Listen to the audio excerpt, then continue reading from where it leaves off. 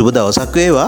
මම දැන් ඔබට ඉදිරිපත් කරන්න හදන්නේ බයිකල සපය එකක්. මේ ගලේ නිල් පාට, දම් පාට සහ ඉතා මද වශයෙන් රතු පාට තිබෙන ගලක්. මෙය ලූප් ක්ලීන් කැරට් එකක ගලක් වැඩ කරගන්න පුළුවන් ගලක්.